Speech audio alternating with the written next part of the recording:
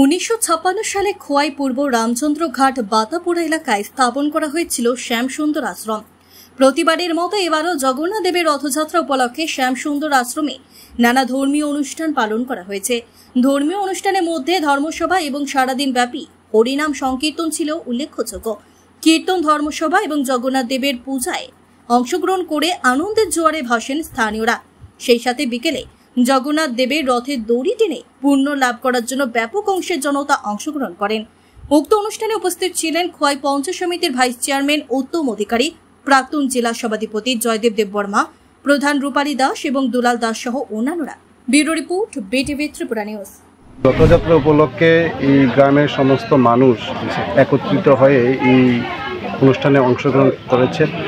আমি আশাবাদী যে এই অনুষ্ঠান সবার জন্য মঙ্গল ডেকে আনবে, সবার সুখ সমৃদ্ধি বৃদ্ধি করবে এবং সবাই সমস্ত আশা পূরণ করবে।